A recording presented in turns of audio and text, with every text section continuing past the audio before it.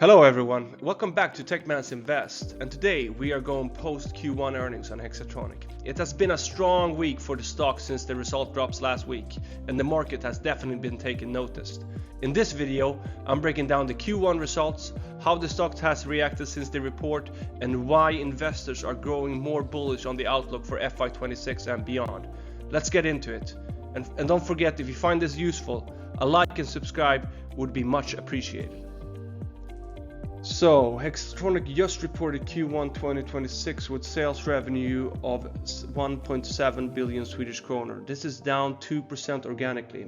And this is obviously not the headline growth number anyone wants to see, but the context matters here. Fiber Solution is heavily weather dependent, and January 2026 was an exceptionally cold month across the key markets, pushing project timelines onto Q2. That said, looking ahead, we need to see the group push above 2 billion Swedish kronor in Q2 and Q3 in quarterly sales to stay to track and according to plan. The most important line on this slide isn't the numbers, it is the title. Data center is now Hexatronic's largest EBITDA contributor. That's a genuine milestone. A company built on fiber for telecom operators is now generating more profit from hyperscaler and data center infrastructure than any other segment. Let that sink in. When you break down the segments, the picture becomes more clear. Fiber Solution is still under pressure, 11% organic decline with a 6.2% margin. That's the drag on the group's top line, and it's the story behind that -2% organic growth. Data center, on the other hand, is firing. 20% organic growth with a 16.8% margin. That's high quality, high growth business, and harsh environment is quietly delivering alongside. 9% organic growth at an 8.5% margin. Together, these two segments now account for over 60% of the group adjusted EBITDA. The portfolio rotation is happening in real time, and Hexatronic is executing according to plan. Q1 was expected as a stabilization quarter. The real bull thesis lives in the outlook, which is exactly what we're going to talk about now. Alright, so let's look at the outlook slide, which is the most forward-looking part of the report. And if you read between the lines carefully, it will tell you a more positive story than the bullet points initially tells. Let me walk through each segment. The Fiber Solutions segment obviously is the most challenged one.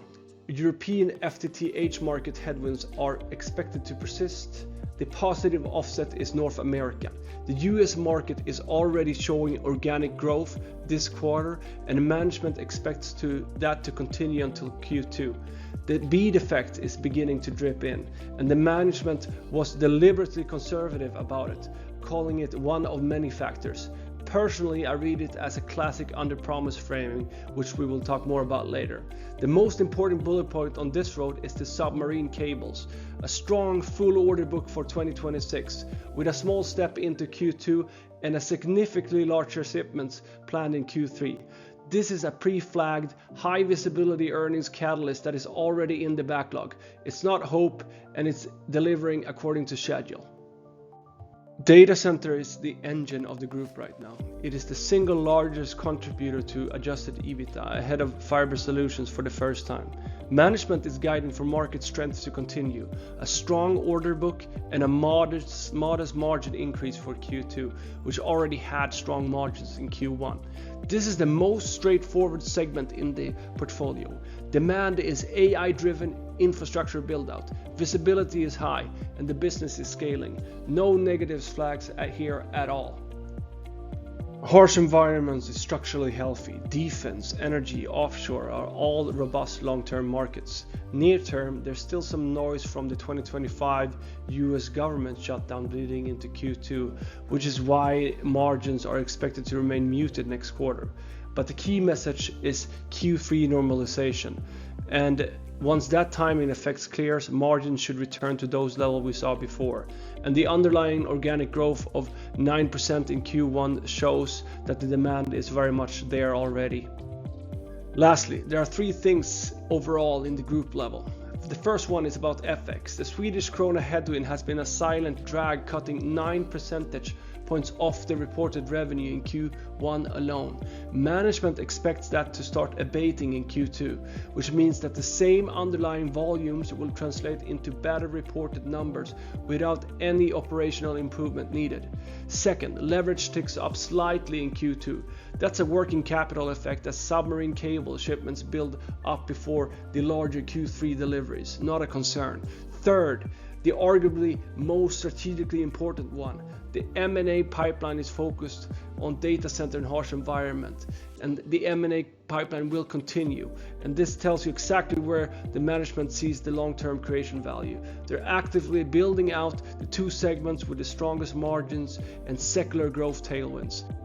So let's talk about long-term value creation within this data center segment and the M&A pipeline needed to reach their 3 billion target by 2028, which would be around 750 million per quarter. And this quarter they consumed 433 million with around 20% organic growth. And this would mean that they would have a CAGR of a yearly organic growth by around 32%. And obviously on the margin side they are already delivering according to plan, since they have around 16% margin, which is likely to continue or even slight increase. So on the margin side they are already covered, but obviously on the revenue side they are going to need to do more acquisitions, and they already have a lot of acquisition in the pipeline, which is probably the reason why they don't do any insider trading or insider buying at the moment, probably because they're not allowed to, because they are projecting to buy more businesses within the data center segment. Alright, so Hexatronic had a wild 3-day swing after the earnings. Let's break down exactly how the short seller got caught on the wrong side of it. On the report day, the stock dropped nearly 20%, closing at 31.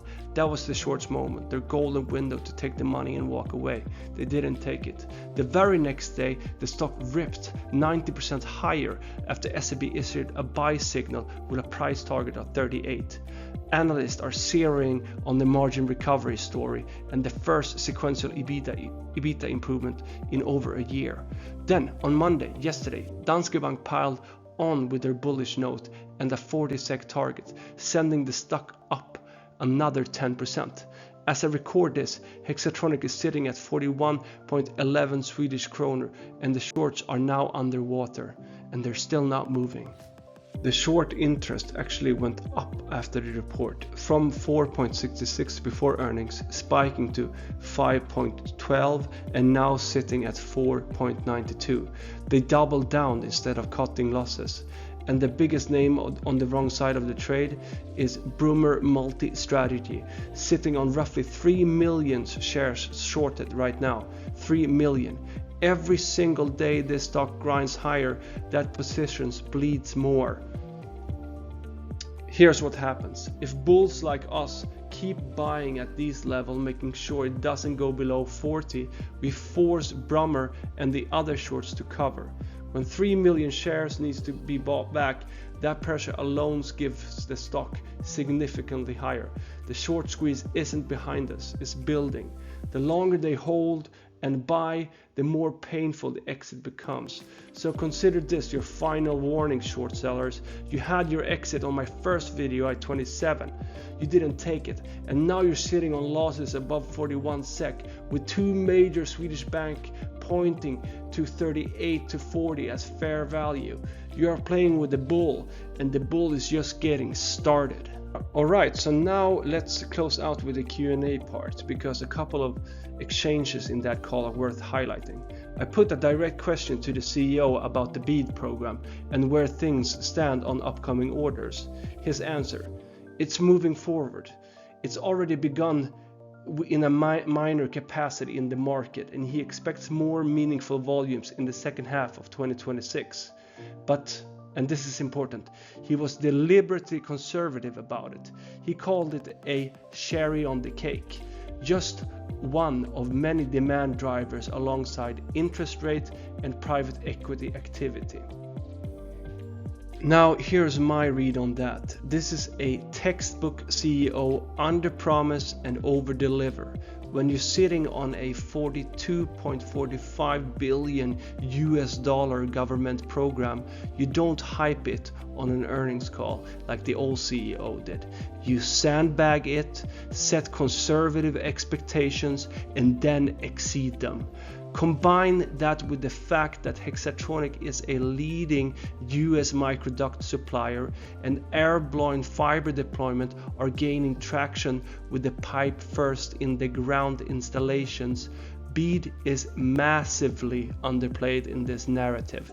So a potential BEAD ramp-up boom is something that the analysts and the market haven't priced in at all yet.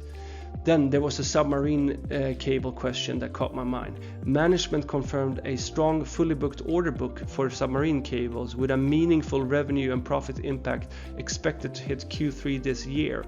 And while they weren't ready to disclose specific, they made clear that expansion opportunities are actively being evaluated. When that announcement comes, the market will be informed, they said. So this is a space we need to watch closely. So stepping back to the big picture, the corner has been turned. 5 consecutive quarters of sequential EBITDA decline. That streak is now finally over. Management delivered on its cost improvements plan ahead of their own guidance, and Hexatronic has officially closed its first up quarter. The question is no longer whether the bottom is in. The question is how fast the recovery compounds is from here. The company has pivoted from a fiber to the home business into a full fiber to everything platform. We are talking data center, transmissions, defense, enterprise. The TAM is expanding, not contracting. Headwinds are becoming tailwinds. FX was a drag in Q1. That reverses in Q2 according to management. The submarine order book is full. The US market is growing, and the BEAD is sitting in the background, deliberately underplayed, ready to surprise to the upside in H2. And finally, the short squeeze setup is still very much in play. Shorts are not covering, they are adding. 2 major banks, SEB and Danske Bank, are pointing to 38 to 40 SEK as fair base value.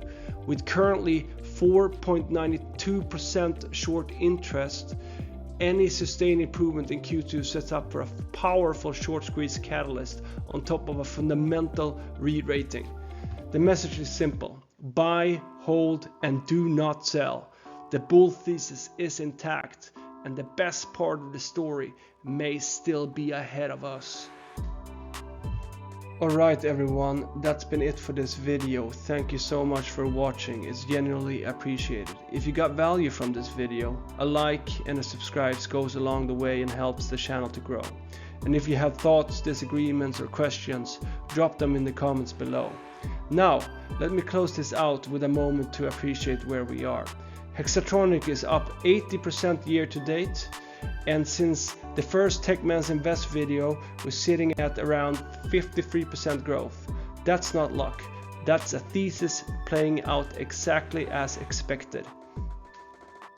The message remains the same: continue to buy, hold, and do not sell. The bull thesis is fully intact, and honestly, the best part of the story is most likely still ahead of us.